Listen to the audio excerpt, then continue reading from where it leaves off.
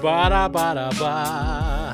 BB episode 64. 64. Who is that person at the door? It's the podcast from Scott Gibson. It's me. It is I, Scott Gibson. This is the Scott Gibson Show. Who else would be talking to you at this moment in time? Thank you. Why? Fuck up. Hello. Thank you to you and yours, to the Chinese, to the Russians, to any government organisation or entity who can snatch you from your bed at any moment in time and bring you to justice or death. Odd start, but we're keeping it in. I'm resisting the urge to pause it, to hit stop and start again. It's real, man. This is real life. It's real. It's raw. Anyway, how are you? I'm a bit anxious today. My mind's all over the place. I've been going to start recording for about an hour and a half now, and I thought, let's just get it out of the way. The phone is on. Just make sure it's on. It's for the first time ever. Is it on? Yes, it's on. For the first time ever recording the podcast, the phone is going to remain on. So if it goes off, we may have to. In fact, we will have to stop because today, Tuesday, the 12th of January, my Wayne, my child, love of my life, apple of my eye, my youngest, my firstborn, the greatest companion, best friend, stroke tour manager that's ever existed, Murphy Gibson, aka Momo, aka the tour manager. He's gone for his operation, and he was crying, he was shaking. And these are the things. I don't have kids, I don't have children, I have a dog. The bond and love between a man and a dog is stronger than that of a child. I know you don't want to hear it. I know that people don't want to admit it. But I am telling you now, you may have children. You might be listening to this going, Gibbo, you're wrong, man. I've got Waynes. They're brilliant. I love the day things and they bring you stuff and they're like, I'm telling you right now, no. I hope one day I have children in the future. Yes, I'm getting on a bit. I'm 36. Some of you might be going, I've had my Waynes, I've grown up and left the house by now. And I would say to you, you were a wee dirty when you were younger. You're never too old. To be a father, a father, a papa. But if I am blessed with children one day, I know that I will never love them as much as I love this dog. Never. Impossibly. It's impossible. There is a level of love beyond this doesn't exist. So I had to take him to the vet this morning. It's a good vet. So he's in safe hands. He's in good hands. It's a routine operation, I am told. But it's just, you've got to put him to sleep, and that's when the old nerves kick in, And it's like anything else. I have said this before on the podcast. Vets are bastards. They're leeches. Financial vampires.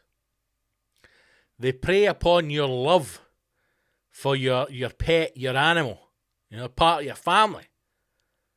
And they'll say things like, listen, completely routine operation that he's going in for. We don't anticipate any problems. But what happens is actually during the operation, we lay the animal down on his side. Now, it very rarely happens. In fact, never happened to us. It's one case in a billion that it does actually happen. But there's sometimes if you lie an animal on its side and you don't actually touch his anus, sometimes the animal can somehow explode internally and bleed to death from its arsehole. Now, we have a plan where we can actually lay your animal down on its side whilst fingering his bumhole. That will ensure that doesn't happen. But that's going to cost you an extra £400. Would you like that to happen? And you're like, touch his arse, whatever it takes. Thing I always get is blood. They always go, we can get special blood for your dog, or we can just give him any old bastard blood we find in the street. Would you like the special blood? Because it's going to be extra. And you're like, just make sure he's safe. And it's a clever vets, because They know, every vet knows that they are taking the fucking piss. Right? They know that. They know they're taking the piss.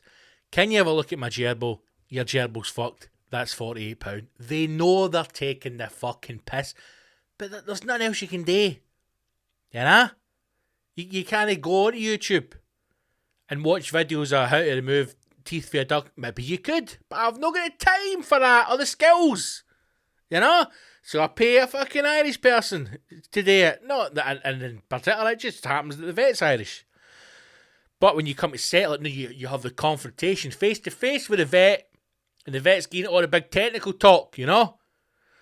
And then they send you to pay, and you have to go and pay with this old fucking Eastern European short putter that speaks broken English, and that is designed for that reason, so that if you want to get angry, Helga's going to go up behind that desk, and she's going to put you in her shoulder and fucking launch you at the front door. You know? You go from the meek, well-mannered, slender, slight, streak-a-pish veterinarian to then step over to fucking Ivan Drago to make your payment, and you're like, you should wear a stripy jumper hen, you're a fucking robber. But what you got to do? You know? It's got to get fixed. So, hopefully he's alright. I'm sure he's alright. I was told I was going to get a phone call this morning if there was anything wrong with his bloods and they couldn't proceed. I've not had that call, so I'm assuming everything's fine. It's just nervy, you know. It's nervy. It doesn't like the vets. It doesn't understand what's happening. So, and now because of COVID, they treat animals like they're fucking hand grenades. So you can't even go in anymore. You've got to leave them outside like an unwanted child on the steps of a Catholic church, and then run off as they drag him in, quivering and crying. So it was an emotional morning. But we've got to pick him up this afternoon. Back at 3, we'll go and get him, and I don't know if he's going to come back with a beautiful set of Diamante teeth. We'll see what the budget's not going to stretch that far for a custom grill for the Doug. But hopefully he's alright. Basically, get a tooth out, and I think there's like an abscess in his gum, or there's something in his gum that they've got to take a wee look at as well. So they're going to. That's what's happening today. So I'm told routine, but it's my Wayne, you know, it's my boy. So I'm worried about him, for fuck's sake, you know. He's going to be alright. He's going to be alright. Anyway, how are you? We're a week down from the last episode. Not much has changed with regards to COVID. It does feel as if the mood towards the current situation in the UK, and particular Scotland, has changed slightly, in the sense that I'm starting to feel as though people are just accepting this as life now. There's nowhere for you to go. There's nothing for you to do. Get on Deliveroo and try and find something to watch online. I feel as if that is everyone's life now. As I sit at the desk recording this, looking at the window, beautiful blue skies here in Ulrichi, and it's an odd one, man, because it just doesn't feel like, it just feels as if this is life now. Again this morning, 2 emails for another 2 venues. We're pushing back further into 2021. Because there's still just this massive uncertainty, and any time I look at the news and I'm desperately trying not to do it, because it's just becoming ridiculous, you know. It's interestingly though, I might sign up for it. I might not. I'm going to wait and see what happens. But my missus told me about this thing called the Happy Newspaper, and in fact, let's just Google it while we're sitting here talking about it. You know, I was talking to her the other day. We went out for a big walk on Sunday, and I was saying how I hate even reading the news now or watching news, because there's never anything. It's never anything good, never anything positive, right? And we talk about sometimes the Metro and the little ditties that we find on there that are either sometimes made up or just some kind of nonsense story, so we can talk about it. And I says there's never really anything kind of nice. And I thought with the Sunday service, which is the Patreon episodes, which you should all be signed up to now, patreon.com/Big Scott Gibson, Patreon.com/Big Scott Gibson. I thought about maybe having a wee thing in the Sunday service where we finish the Sunday episodes with a ray of hope, something to look forward to in life. You know, something to bring a bit of joy to step forth into another week. And my missus told me this thing called the Happy News, and it's I believe quarterly newspaper that comes out, and it's just all full of happy news stories. You know? Now, I mean, for an angry, twisted, bitter old bastard like me, I don't know if there's enough happy news stories to change my mood, but that might be a nice wee thing for you all to get involved in. It's thehappynewspaper.com by a wonderful lady called Emily Coxhead, and a newspaper to celebrate all that's good in the world. The Happy Newspaper is a platform to share positive news and wonderful people. There you go. You can get them on Instagram as well. Why not check them out? The Happy Newspaper. Do we have any stories? Oh no, we don't, because it's, you know, the one you buy the paper, and that makes complete sense. Everyday heroes. Who's their everyday heroes? Jimmy Ellison, good old grandad. Our Jem recently turned 80 and didn't want any presents or money.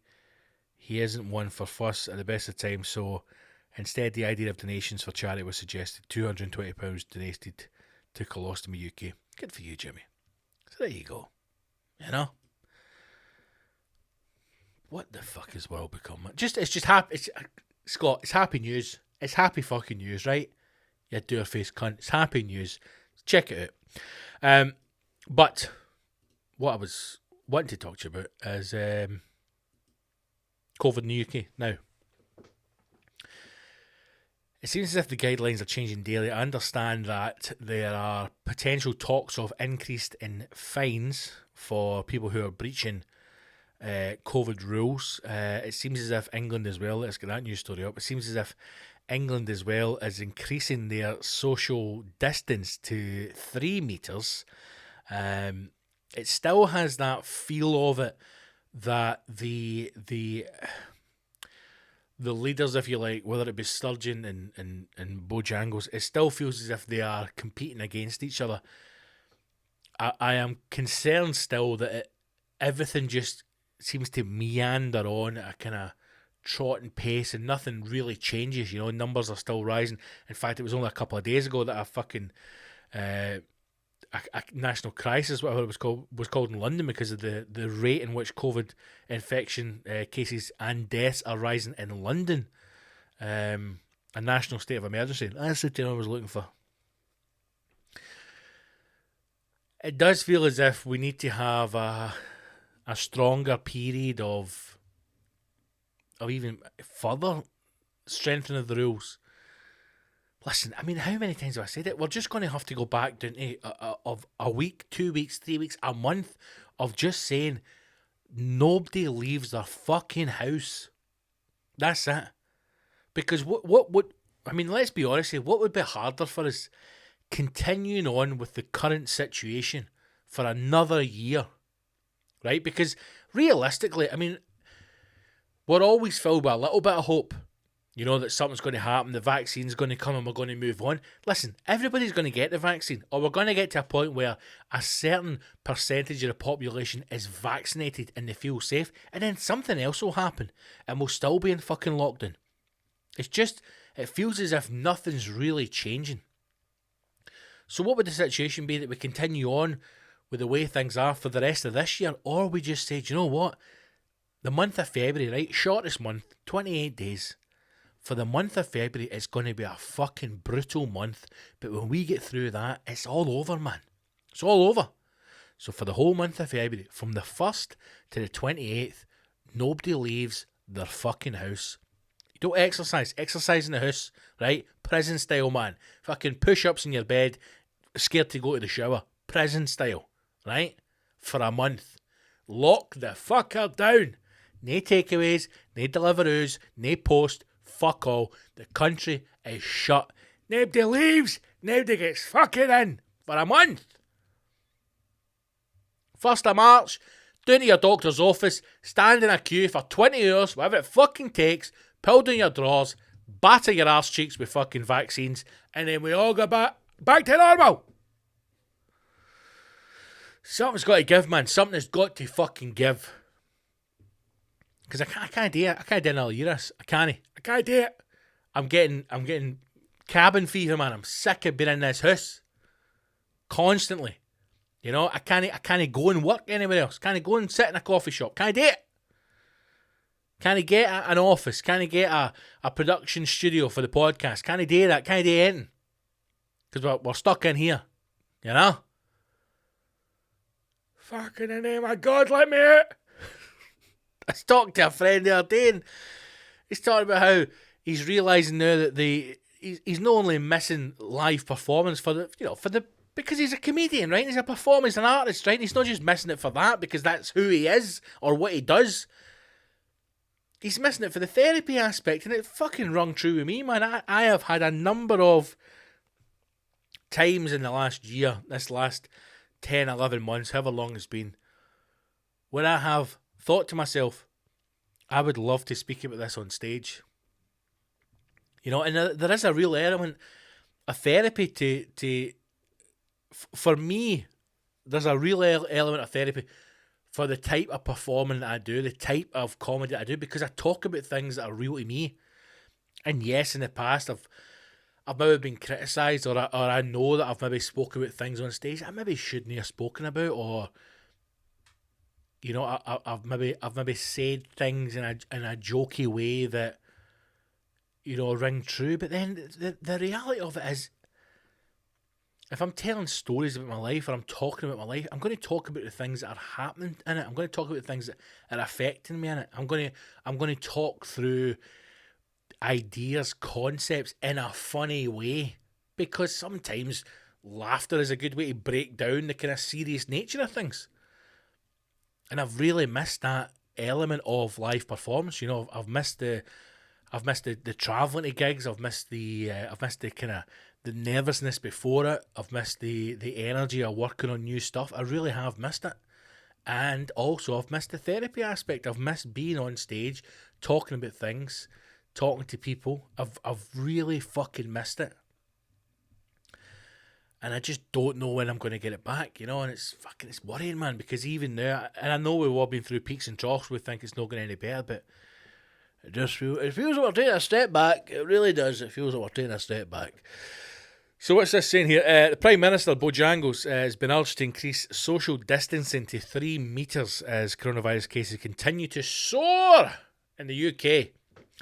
Experts from the SAGE Advisory Committee, another committee that fucking never heard of, want the guidance changed from 1 metre plus to 2 metres plus, according to reports. The move in effect would change the limit to 3 metres, almost 10 feet. Several members of SAGE say the third national lockdown must be tougher than the first one in March in order to stop the spread of the mutant strains. It does. This lockdown doesn't feel as bad as the one in March, and I think that's because, you know, most takeaways are open, supermarkets are open, people are a bit more relaxed about it now. I think it's gone on to the point where I think people are thinking, going, if I've no got it now, I'm not going to get it. So it does feel as if we need something a bit fucking tighter. You know? Don't leave the house, we'll fucking kill your dog. I'd be like, hey, mate, whoa, back off, man. Back off, man. I'm not leaving the house. Oh, even that as well, man. How can you have Northern Ireland, Scotland and Wales saying it's 2 metres and England still going, listen, it's 1.5 metres. We're 1.5 metres, man. We've just got to be different, you know? We've got to be fucking awkward cunts. We've just got to be a little bit different. I mean, they've got to... I do think we've got to increase the grip around this lockdown. I think we need to get a bit tougher with it, and I do think we need to get tougher with people who are still continuing to break the fucking rules. Morrison's came out this week and says they're going to start denying entry into stores for people who are not wearing masks. That should have happened in fucking day one. This should have happened in day one. But again, when all the supermarkets came out and went, you know what, we're not going to turn people away because you want the fucking money, cunt. You want the fucking money. I mean, everything now, because everything's gone on so long and it's all, again, swaying back to being politicised, the truth is coming out. The government doesn't give a fuck about you. Nobody else gives a fuck about you. They want money in their till, and that's it. People don't understand the power that they have, and the power that people have is with the fucking money that they spend. That's where your power is. Your power's not really in a vote, let's be honest, because at the end of the day, we're sitting watching the news this morning, for fuck's sake. Everybody woke up to the news of people in England with the school meals unboxing a carrot, half a turnip and a fucking packet of glue and going, that's to feed your waiting for a fortnight, good luck. What did they think was going to happen? Did they think that the Tories were going to fucking give in and say, right, you know what, everybody gets a school meal, and then they were going to fucking turn up with Hess and Blumenthal catering them for a fortnight?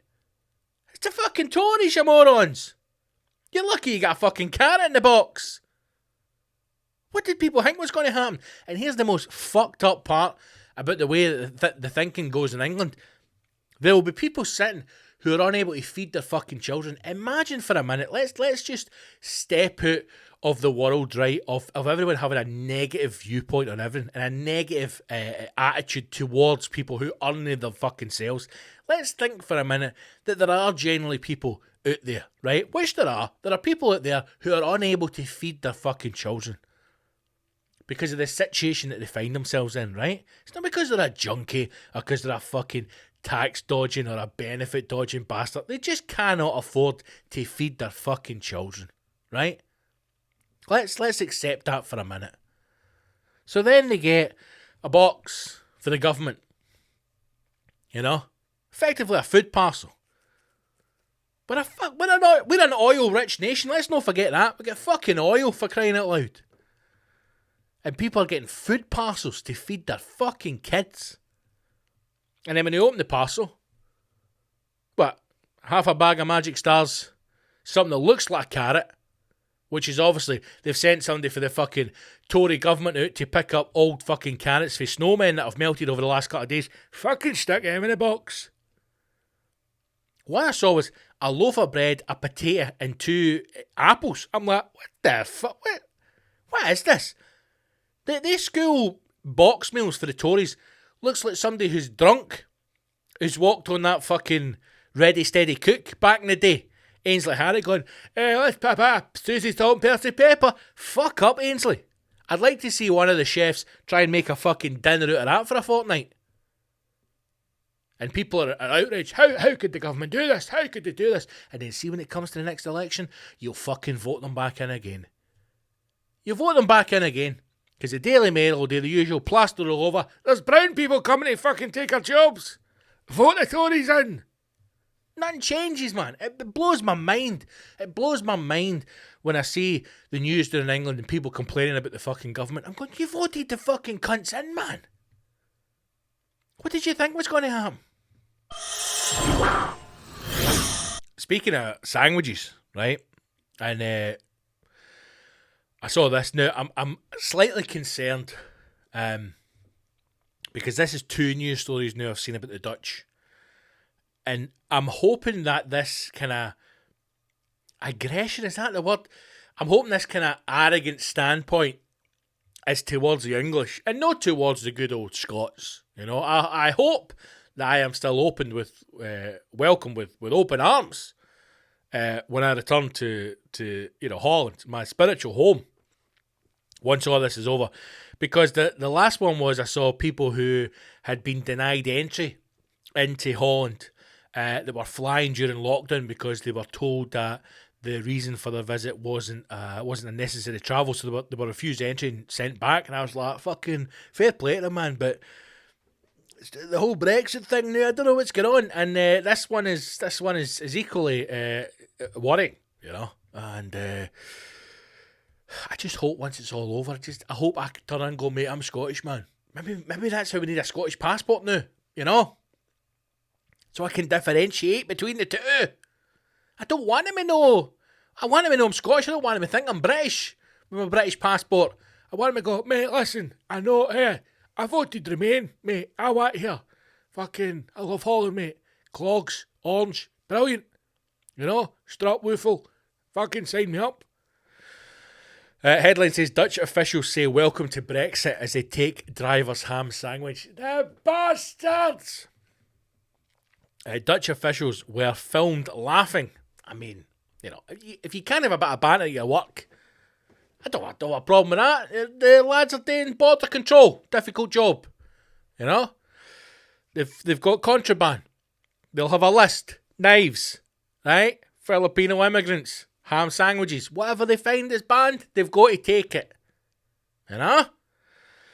Dutch officials were filmed laughing while confiscating a British lorry driver's ham sandwich due to post-Brexit import rules. A clip on TV in the Netherlands shows border staff taking lunch and other food from truckers while joking, welcome to Brexit, sir. I mean, listen, if you can noise somebody up, if you can bam somebody up within the legal limits of your job, are you telling me you wouldn't do that? It's the same in a call centre. Listen, see when I worked in a call centre, I sent teams to training, right? And one time they came back and we had to have this management meeting, and I'm going, has anybody been at the training to actually see what the fuck's been told here? Because something wasn't right when they all came back onto the phones. And then we sent along, we went, look, give us a brief outline. And one of the things was they were told, if a customer swears at you on the phone, God forbid somebody should say a sweary word. Imagine being at your work and an adult said a sweary word to another adult. Oh, how could you continue? I feel completely triggered. That person called me a fucking bitch on the phone and then hung up on me. I can't continue my job. Fucking grow up. So they were told, if a customer swears at you on the phone, you have the right as a grown-up not to accept that kind of language and terminate the call. So all that was happening was people were on the phone, right? And they were just pushing customers to swear. So when they would go, you said fuck, sir, you fucked it for yourself, goodbye, and hang up on them. Again, working within the rules set out within your business. Now imagine these border control fucking guys have been sitting going, listen, we've got as much hashing fucking cocaine as we can handle. We don't need to worry about finding any more gear ever again. We've got fucking cubic tons of the stuff back there. We must be able to have some fun with Brexit. No, boys, listen, you've still got to let the trucks in, right? You've still got to let the trucks in. We've still got to let all the cargo in. As long as it's sealed, as long as everything's got the pins and the chips on it, everything's totally fine. So you're telling me I can't stop a British lorry driver and give him shite because of Brexit? No, guys, you've still got to let him through. As long as the cargo's all sealed properly, everything's fine. As long as it's sealed properly, everything's fine, right? All right. What if they've got Ed in the cab? What do you mean? What do you mean, Hans? What if, hear me out, what if they've brought a packed lunch for home? Well, in that case, that wasn't sealed under Regulation 745 conditions, so we can take his pieces off him. Fucking yes, boys. Pull them over. Get the lunch boxes. Again, working within the rules. I've not got a problem with that. Just don't take pieces with you when you go to Holland. You know? Sit on the banks of Dover, watching the White Cliffs and the inflatable dinghies come in with all the immigrants, you know? Sit there, beautiful scenery. People screaming as they fall in the water. Sky News boats going past them asking if they're alright, but no helping any cunt. Sit there and eat your pieces before you go on the boat. You know, have a picnic to yourself. Have a nice wee picnic. Maybe talk to some other lorry drivers. Maybe sit and have a chat about what lorry drivers chat about. I don't know. Best places to get a breakfast, where all the glory holes are. I don't know what lorry drivers talk about. I've never driven a lorry. Have a chat, eat your pieces, continue on your way. The driver is heard in the background pleading, can you take the meat and leave me the bread? In the name of God. That's a grim situation. That is a grim situation. Take the meat, but for the love of fuck, leave the bread. I mean, you'd probably argue the bread is the essence of the sandwich. You know? I was going to say the meat, the filling is the sandwich, but then if you've not got the bread, you're just holding a fucking slice of meat. Maybe that's more mental. You know, if you opened up somebody's lunchbox and there was just 2 slices of ham in there, you'd be like, the fuck's this guy up to? Can you take the meat and leave me the bread? Oh, you poor fucker. No. Please, sir. Please. Take the meat, but leave the bread. Have mercy. Please have mercy, sir. Leave the bread. No. We're fucking taking a lot of it. The EU forbids meat products. What would a meat product be? Spam? Tin corned beef? Leather? I don't know, I'm just saying words now. Milk or dairy products to be brought in from countries outside the Union for personal consumption. Yeah, forget it. Yeah? That old chestnut, personal use, Your Honour. Does not work with a slice of meat. Border control is cutting down. Now that the UK has left the EU, this means lorry drivers crossing the channel will mostly have to buy food in the countries they are travelling to rather than bringing it from home. Right? Maybe we've uncovered some kind of, lorry driver racism here. I only want British meat on my pieces. I'm not eating any of that Dutch shite. Who knows? Since Brexit, you're no longer allowed certain foods to Europe, one border official at the Hoek of Holland seaport told Netherlands NPO television. The footage shows officers rooting through people's vehicles and holding up any food within, saying it will have to be confiscated. But the strict stance on the newly imposed rules has been slammed as pathetic nitpicking by a leading Brexiteer. There you go. If anybody is travelling to Holland, just don't take your sandwiches, and if you do have sandwiches, just don't have any meat products on them. Just pull over, man. When you get pull over, get into a spa, they must have them in fucking France or Holland, and just get yourself cut a slice of belly bear meat, make yourself a wee sandwich, and on your way, and then when the border control's like, hold on a minute here. Cunt's got a fucking ham piece. You go, aha! The ham was purchased in your hometown. So put it back, cunt. It's good. It's good to see the way everything that's going on in the world. Millions of people dying for COVID. Vaccinations unable to roll out. Possible complications with the vaccines. People offering fake vaccinations and stealing money off pensioners. Children across the UK starving. The real issues are being kept up and being looked at. The real issues like lorry drivers taking ham sandwiches across fake borders that don't even exist. Doesn't even exist. It's good to see there's people that are still tackling the big issues. What a fuck, man. What a fuck. Right, let's look at some questions. I've got some questions here. Thank you to everybody who got in touch with some questions for the show. You can do so on the Facebook page, which is Scott Gibson Comedy. Please do like the page or get me on Instagram at Big Scott Gibson. Again, please do follow the page. All the links are in the description or in the bio. Whatever that means. Hit the like button, hit the subscribe. Smash that subscribe, as the kids say. Right. Jacqueline Thompson. Jacqueline, thanks for your question. Jacqueline's asked, when should people stop saying Happy New Year? Very, very hot potato. Jacqueline, hot potato. Seems to be two camps in this one. The overhead light has started to go, and I'm getting notifications. The mouse is running out as well. Oh, it's all happening. It's all happening here. Two camps in this one. There seems to be people who will say Happy New Year for the first couple of days of January, and then we'll let it slide, and everybody seems to know one or two Bob Aggs who like that kind of, they'll say Happy New Year in April, and you'll be like, what? And they go, well, it's the first time that I've seen you since the New Year, so Happy New Year to you. Fuck up. I would say, is it 12 days of Christmas? Is that not a thing? 12 days before and 12 days after? Is that a thing? Have I just made that up? I would say first week, right? After the 6th or 7th of January, first week. And then if you're saying it after that, you're probably a bit weird. It does feel a bit odd. 1st of January we're out, New Year, new me, brisk walk and all that carry on. and people are just going past you in the street going, Happy New Year, Happy New Year, to you and yours, Happy New Year, and you're like, aye, Happy New Year. It felt strange, you know. So I would say, within the first year, and just say to people you know, that's not be weird, man.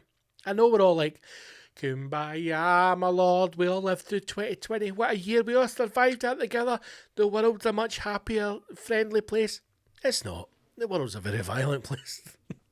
The world's a very violent place. And until everybody realises that extreme violence is the only way to solve the world's issues, we're going to continue in this kind of purgatory zone. I feel as though I want to get t-shirts made up, you know, that just says extreme violence on it. But made up in like a kind of cool logo, as if it's like a kind of Cobra Kai gang. maybe that's something for later down the line, who knows. But Jacqueline, I would say first week of the new year, and then after that, just stop it, you know. And if somebody says to you, Happy New Year, go, and to you, you know. To you, mate. It's February the 4th. Relax. Alan Foster, again, we're really getting to the core of the world's problems here with these questions, and I thank you for them. Alan has asked, do Edinburgh junkies speak differently from the Glasgow junkies, or is there a universal language they have? Now, Alan, again, hot potato.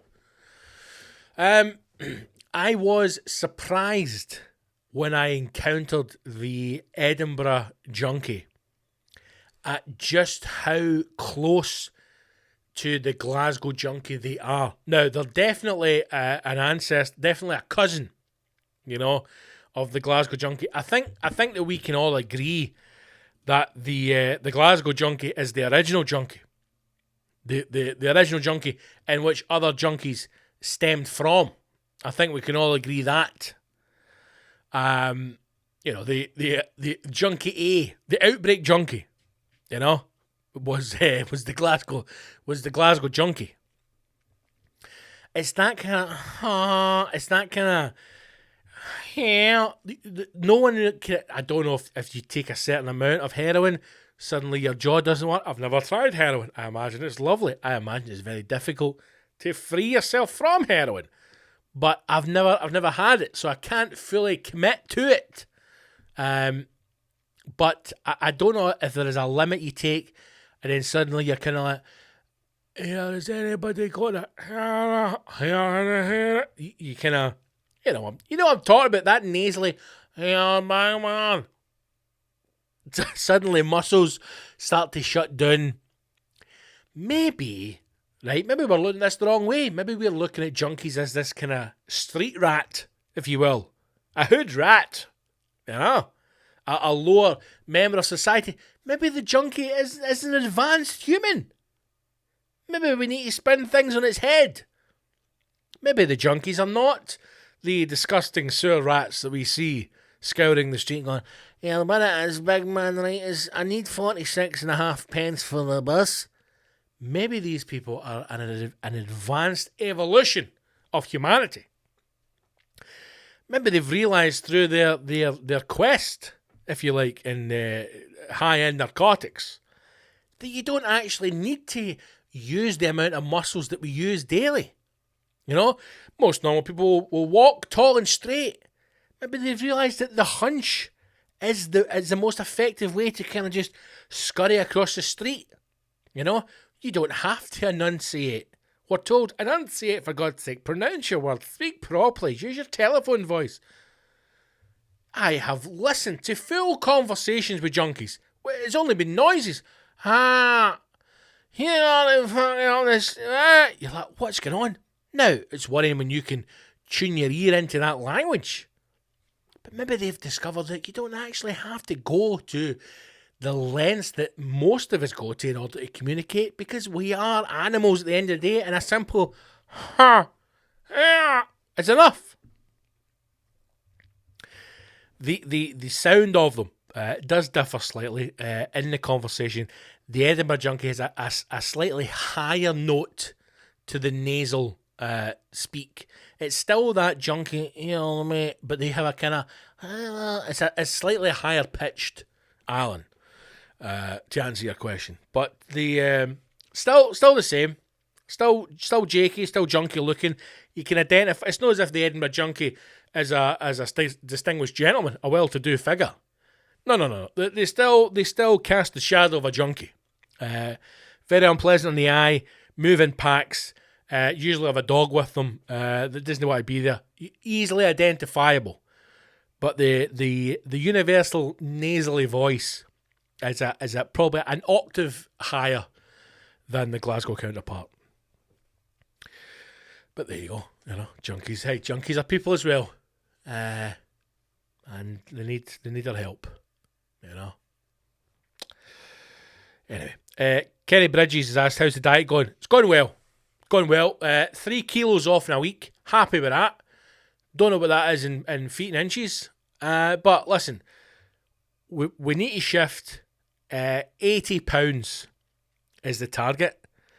80 pound is the target, and we've shifted 3 kilos. So what's that in pounds? I don't know. Let's just Google that. Converting kgs into pounds. Let's convert this. The reason being, I've got one of these apps, right, where I'm like tracking stuff and doing different things, and I stupidly entered the wrong weight into it. So it was asking me what my weight was, and because most people are stone, right, stones in pounds, but all these American things are like kilos, kgs and pounds and 300 pounds and 500 pounds. So I should have put it in kilograms because my scales are in kilograms, right? Because I used to shift the pound. But got on the scales and then I had to give it. Long story short, we're wanting to shift 80 pounds as the target all in, which is, drumroll please, 36.3 kilos, right? So say 36.5 kilos is the target weight to shift. And week 1, 3 kilos off. So happy with that. So far, oddly, I've got this thing where I can just eat the same thing over and over and over again. Chicken, man. I could eat chicken till the cows come home. That doesn't make sense, but you know what I mean. I could eat chicken, breakfast, lunch, and dinner. It's my favourite food. I fucking love chicken. I love it. So I could eat chicken morning and night, and that's what I'm doing. I've got myself in a good wee routine. I'm no more or less hungry than I was before. I'm not starving myself. I mean, I'm 36-year-old, right? My weight's always been kind of up and down, and for the years when I've been, my mental health's not been great, and I've been depressed, and I've not been in a good place, my weight tends to go up. Now, I'll say this as well, weight loss is a difficult thing. I was on antidepressants for quite a number of years. In the course of those years, I was on 3 different antidepressants, and each of those antidepressants had a different side effect. Some of them basically turned me into a zombie, just put me in bed. I was sleeping for the whole day. Others, I gained a lot of weight on one of the tablets, and I've found it hard to shift that weight since then. I'm at my heaviest I've ever been. I'm a ball hair under 26 stone, or I was last week when I first weighed in. And 26 stone is huge, it's a lot of weight. Only thing is, I don't look 26 stone. I've got a big frame. I've always been a big guy, but I want to get down to about 20 stone. That's my target. When I was from about 18 to about 21 is the fittest I've ever been in my life. That's when I was playing, rugby at quite a high level, and I was exercising a lot, and that's the fittest I've ever been. And at that point, I was about 20 stone. I was a fucking big boy, man. But I was built. I was athletic. I was healthy. And that's what I want to get back to. If I can get back to about 20 stone, I'll be happy with that. Now, 20 stone for a lot of people is still huge. It's still very, very heavy. But 20 stone on this frame isn't really that big, I don't think. I mean, I'm 6 foot, I've got a 58-inch chest, I'm a big boy, right? So I carry that weight. Right now, I'm too heavy. I'm far too heavy. But if I can shift that and get down to 20 stone, I think I'll be doing okay. So the target is 80 pound to shift. That's what we're trying to knock off the timber yard. So far, so good, mate. little things have been the stuff. No beating myself up about it. I read an article that was quite interesting about how you basically your mind is one of the most powerful things that can affect you during weight loss or trying to get a kind of healthier lifestyle. And it's about how you kind of almost treat yourself and talk to yourself. And it's the first thing that I've actually read where I thought, this is explaining things in a way that I can digest it. Oh, digest for weight loss. A lot of the stuff that I've looked at is very much like, listen, you're just a little seed, okay? And we want you to blossom into a beautiful tree, all right? So on 5, we're all going to say Hare Krishna, and then we're going to have a plate of chickpeas. Okay, let's do that now. Fuck off. That kind of shit is never going to hit home with me, ever. It's never going to land with me, right? Because I just don't buy into it. I think it's all bull. I don't need the sales pitch. I feel as if all that stuff is marketing bullshit and it's a sales pitch. I just need to know what I need to know. So I read this article. I'll try and find it. I'll stick up. It was basically through an Instagram post. And it was talking about the language in which you use for weight loss and the language in which we use for weight gain.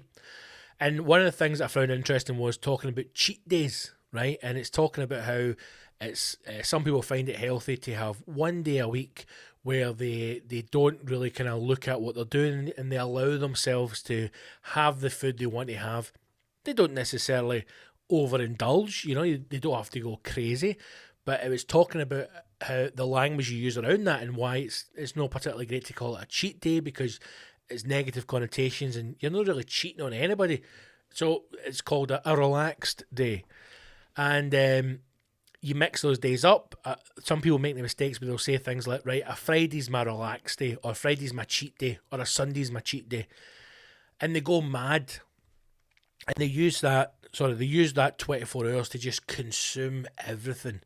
And they effectively damage the work that they've done in the week.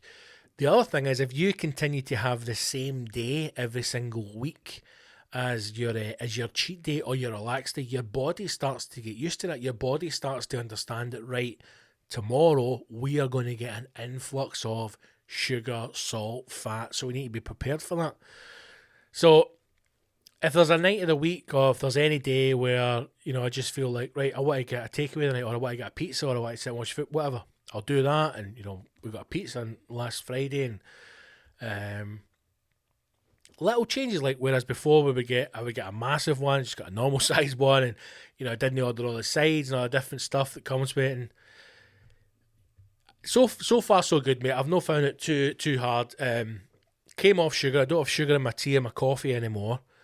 That was a kind of hard shift at the start. I'm sure I said this before, when I first came off sugar and I was just drinking black coffee, I had the most intense headache for about 2 days. But got over that now. Consuming less caffeine, certainly drinking far less coffee than I was because I'm realising I was just addicted to the sugar. So that's been good. No more full fat fizzy juice, no more Coke, no more Iron Brew, none of that. I've not had anything since the new year, so pleased with that so far. We're now 12 days in. I've not had any of that stuff. Drinking more water, try to hit 2 litres a day. And like I said, just getting into an idea of understanding what I'm going to eat, portioning things out better. If you want to call it meal prep or planning, whatever it is, but just having, chicken and veg and thinking about how I cook things. And so far so good, mate. So far so good. And I think it's I've got to a place where I feel as if I could maintain this kind of diet for a lot longer than I have before. Because I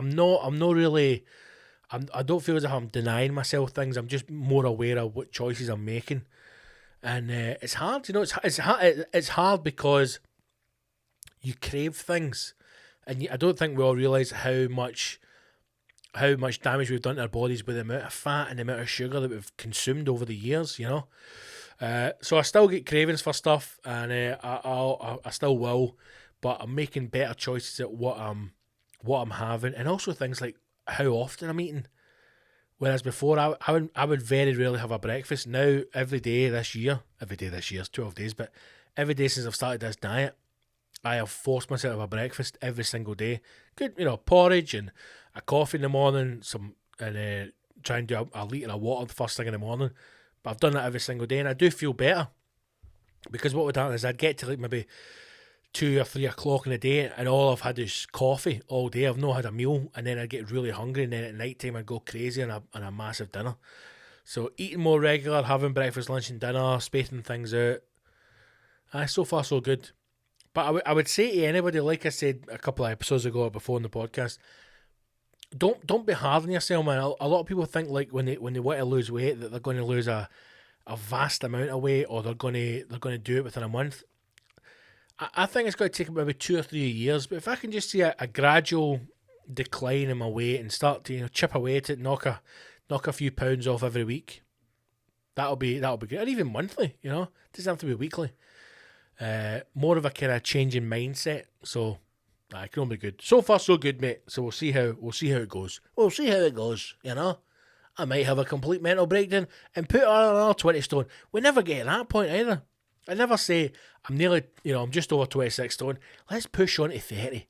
Let's see how big we can get this frame. But yes, so far so good. Thanks for that, mate. My missus actually asked me as well, what's my highlight of 2020, so we'll talk about that. So she'd asked me what my highlight was for 2020, and it's there's two things I wanted to say. First one, definitely the trip to Amsterdam. We went to Amsterdam just before lockdown happened. We actually got back home, and then I think lockdown happened maybe like 4 or 5 days after it. We were concerned there was going to be some kind of caution when we were coming through customs, because at that point the whole Brexit thing was up in arms as well, and we never had any issues whatsoever. So that was the highlight, that trip. I love Amsterdam. I love Holland. I've spoken about it before, but it's my favourite place. It's my favourite place in the world, man. I absolutely love it.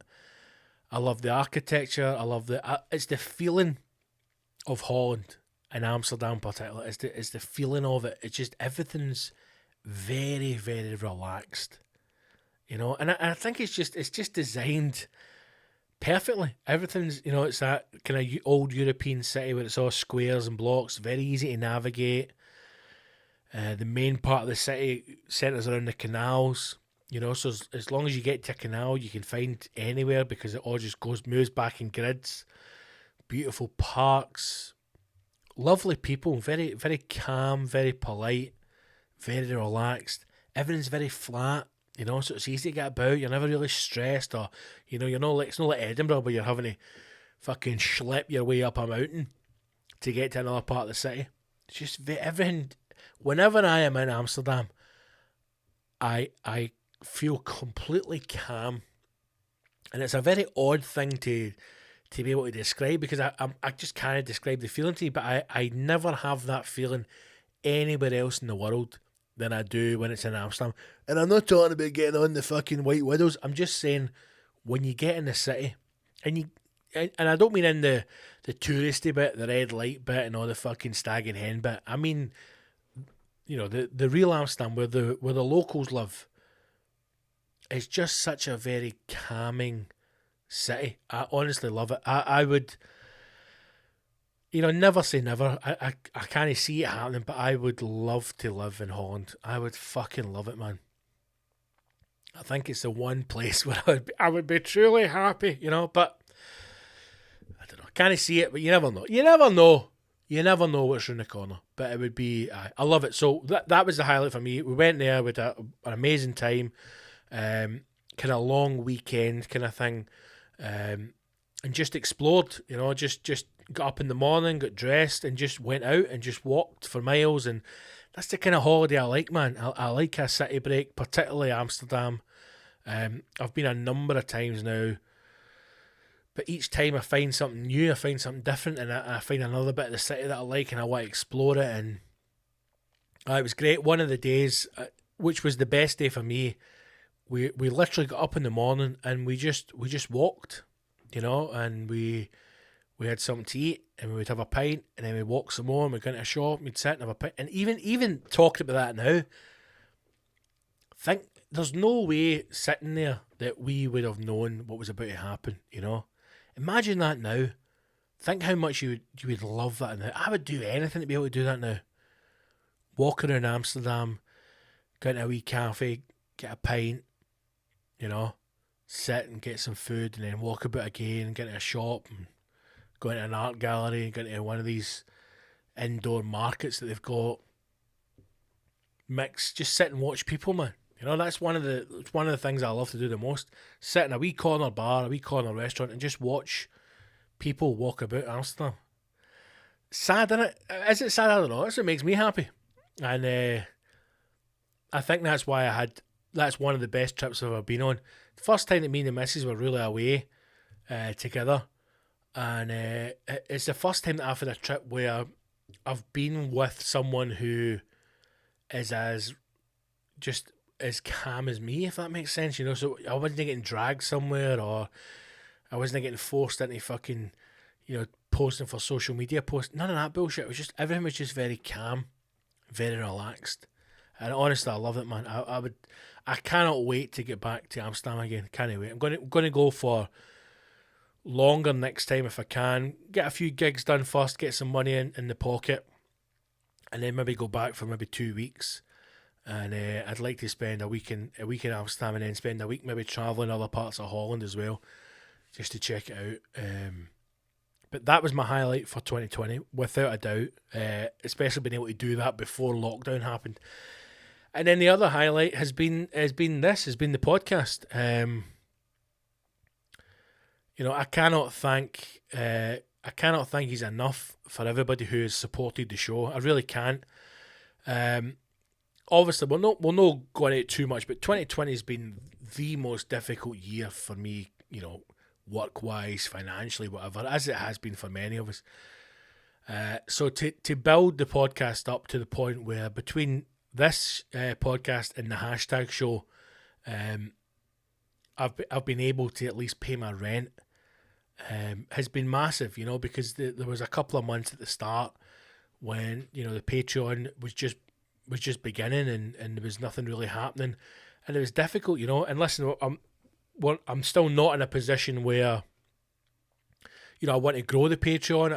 I'd love to continue to grow those numbers and get in a position where the podcast starts to generate a bit of income for itself, so that I can do the things I want to do with the show. Because I'd like to invest in it. I'd like to get some new equipment. The dream for the podcast is to be in a studio at some point and be able to have guests in. That's where I want it to get to. And that needs that needs people on board. That needs the numbers to grow. But this has been a huge outlet for me, for my mental health, for my performance aspect, and being able to do this. And it's been a pleasure. It's been tough sometimes. It's felt like a job at times, but I've enjoyed it. I've wanted to do a solo podcast for a long time, and to every single one of you who listens, who shares the podcast, who talks about it, who promotes it, I honestly cannot thank you enough for your support.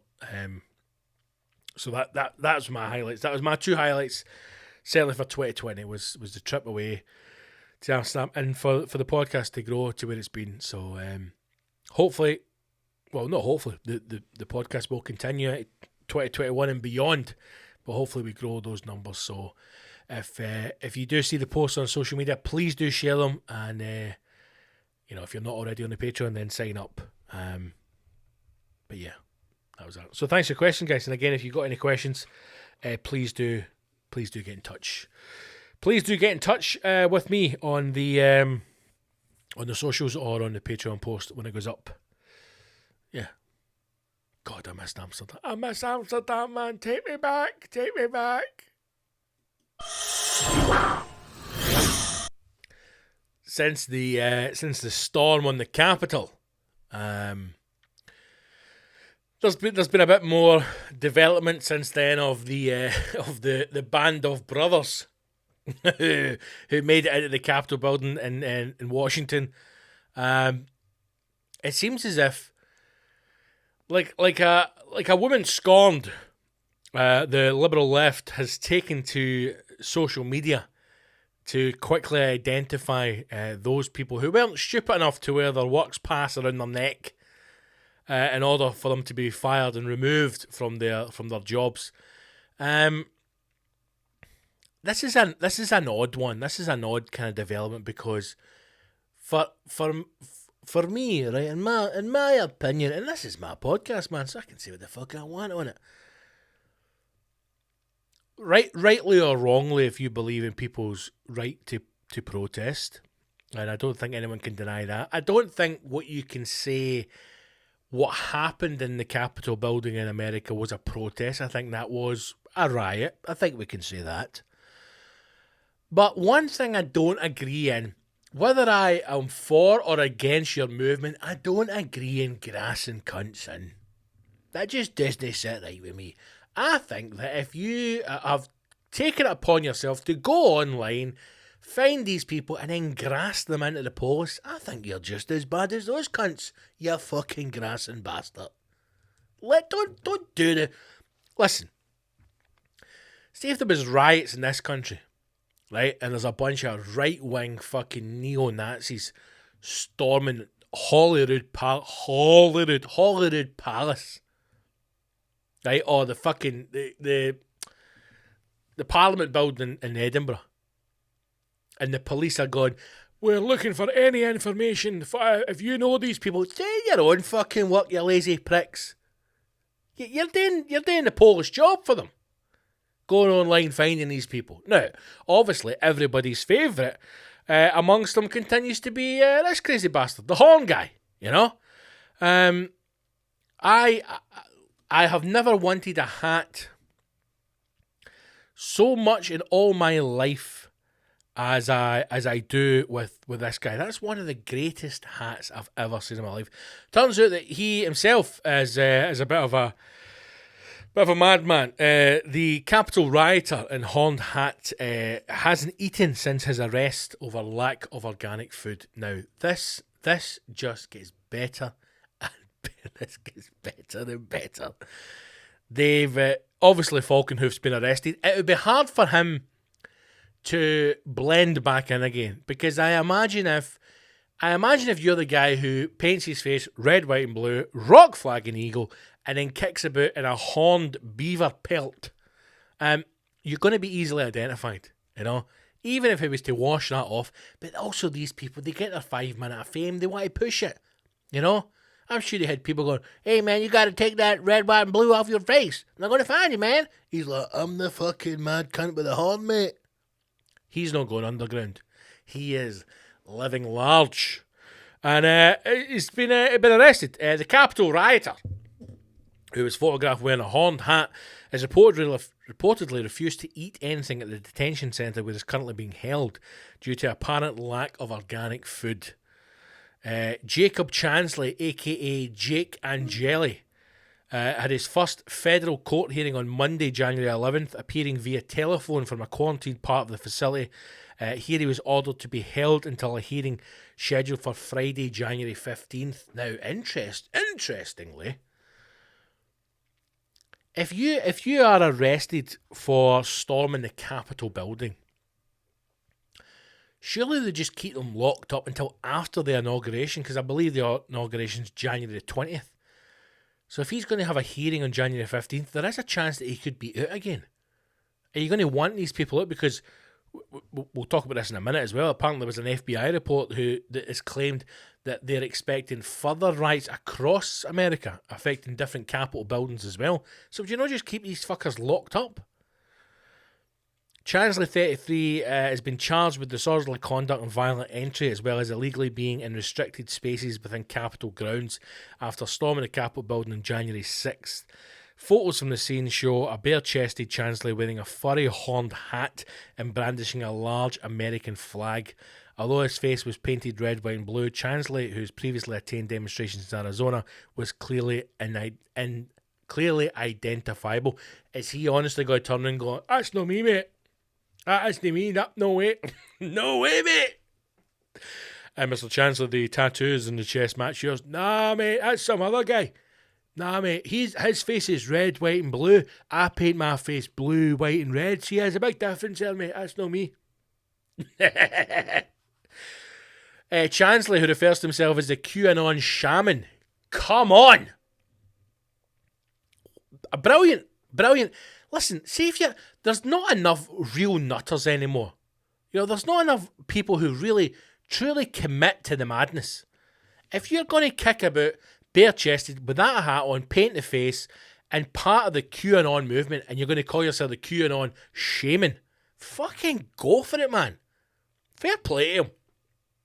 The QAnon shaman turned himself in at the Phoenix FBI office on Saturday, January 9th, after becoming aware that authorities were looking for him.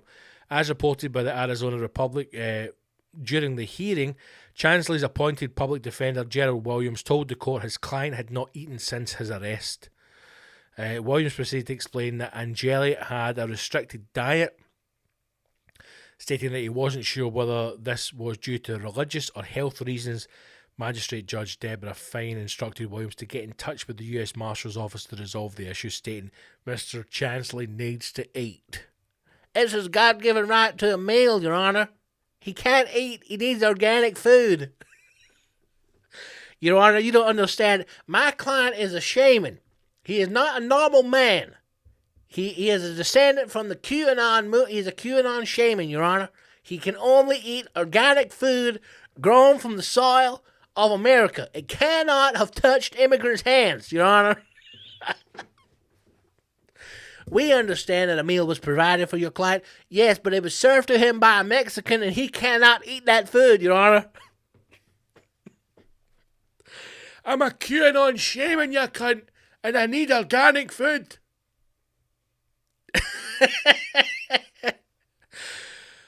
Oh. Somebody just needs to go in and sit next to that guy and just talk to him. You know, no a therapist, not even a medic. Me, a Scottish guy. Send a Scottish guy in, right?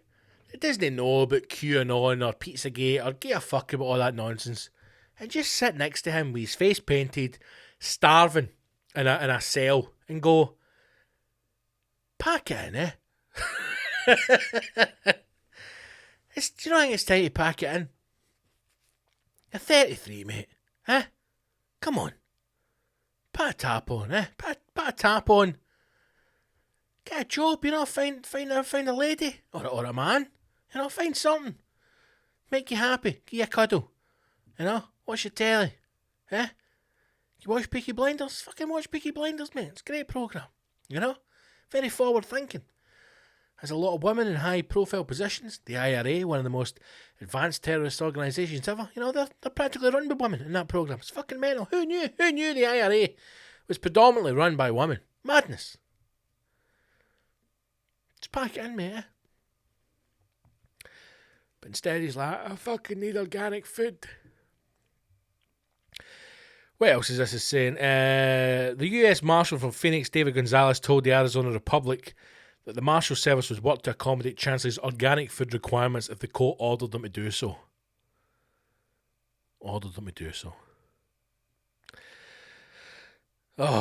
Chancellor reportedly told the FBI that he'd attended the Washington, D.C. riot at the request of the President and that all patriots come to D.C. Imagine if Donald Trump had just been sitting at night, just bored, you know, just going through his Twitter when he still had it, going, right, I'm going to find every fucking mentalist there is. I'm going to send him a DM saying, come to DC, mate, fucking kick off. I mean, as soon as you stumbled across that guy, you'd be like, in the name of fuck, get him signed up. Topless, red, white and blue, rock, flag and eagle, yes please. All of this, because of fucking reality TV. You imagine if reality TV wasn't a thing? How different the world would be. Think of all the fuck nuggets that are on social media right now. All the Love Islanders, the Kardashians, the fucking Trumps. Right? Let's not forget, Trump came for The Apprentice. Let's not forget that. Think how different the world would be if reality TV was never a thing. Think how many idiots that are in Daily View for us all. Some of them even in positions of great power and wealth. for having fuck all talent. Imagine a world without reality TV. I tell you something, Lord Sugar's got a lot to answer for this. I don't know what came first. I don't know if the American, I imagine the American Apprentice came first. I imagine Donald Trump came first. You're fired. I think we should get the producers of The Apprentice America into the street and as part of the inauguration, assassinate them. Public hanging before they bring in Biden as in a way to apologise for what's going on. I think that would be the best way to do it. Oh, Chansley. He just thought he was a patriot, man, you know? He thought he was an organic eating patriot. Now he's in the jail. Begging for some. He would be quite happy to receive the £30 box that the Tories are sending out. 2 carrots, a potato and an onion. Organic. Maybe the Tories need to rebrand that as the Patriot box. Maybe that's the way to do it. Maybe this isn't like a school meal supplement or like a nourishment pack. They rebrand it as the Patriot box. Do what you can for your country. Order a Patriot box.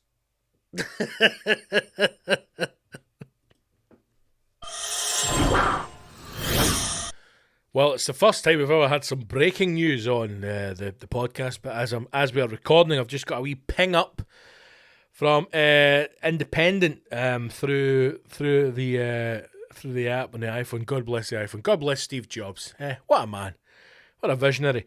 Talking about earlier on about Morrison's apparently making the claim that they'll stop people getting into the supermarket. Hopefully this is possibly the starting of tighter restrictions on the high street. It's saying here that all of Britain's big 4 supermarkets have now said they will refuse entry to customers not wearing masks. Both Tesco and Asda announced the new policy on Tuesday afternoon after Morrison's and Sainsbury's had earlier led the way. So that's all 4 of the UK supermarkets now apparently banning people into the shop who don't have face masks. So interesting to see if that holds out. Interesting to see if the poor fuckers who are running the front of house security for these supermarkets are actually able to enforce that. It's been surprising, I'm going to be honest, and slightly alarming, just at the volume of people who I have seen in supermarkets that are not wearing masks. Still, even now, even after going through a second lockdown, in and out, up and down, numbers rising, still there are people who, and it's not people who, now listen, I've seen a few people, they have the badges on that are saying they're exempt from wearing it. I mean, I'm not going to just put a fucking mask on, I'm not going to go into that, but it's still amazing the amount of, and it's wee fucking daft junkies, just daft wee brass monkeys kicking about, not wearing their mask. So it'd be interesting to see how that's enforced, and hopefully that's the start of a change. Hopefully now, maybe in the next week or two, we do get a little bit tougher and people start to see maybe some more fines or some people being cleared or some more shops being closed down, because I'm still seeing, I go out with the dog for a walk, 3 or 4 times a day and get the steps in, get the exercise in, and I'm still amazed sometimes when I see certain shops and I go, how are they open? Why are they open? That's not an essential shop. But yes, so if you're going to do your shopping, make sure you got a mask, but you should have a mask on anyway. Okay, team, that's us. Another episode done, 64. Thank you to everybody who subscribes. Thanks to everybody who shows. Thanks for everybody who shares. Thanks for listening. Happy to say that in between recording, we've had to stop and we've went and picked the tour manager up. He is now relaxing on the sofa. Out his nut on painkillers, but he's doing well. He's had quite a few teeth out. He's had the wee problem in his gum fixed, and he's home. He's safe. He's well. So that's a good end to the day and a good end to the podcast. So again, thank you for listening. Please do share it when you see the social posts, and if you are not already a member of the Patreon, if you're not already a rascal, please consider becoming a member. Sign up at patreon.com, patreon.com/Big Scott Gibson. It is the best way to support the show and to support me through lockdown, and it's the only way to access every single episode of the podcast and to get all of the special content, including my comedy albums. You can sign up for $5, which is less than £1 a week. It's about 80 pence a week. So if you don't already, please do consider joining that. Patreon.com/Big Scott Gibson. Right, that's us. Sunday service will be out on Sunday. We'll be back again next Wednesday for another episode. If you do have any questions or topics, please do get in touch. Follow the socials, Facebook and Instagram. Quarantine quiz happens on Wednesday nights, 8:30 on Facebook. And that's it. Stay safe, wear your mask, look after yourself, wash your hands and your arsehole, and hopefully I will see you on a battlefield soon.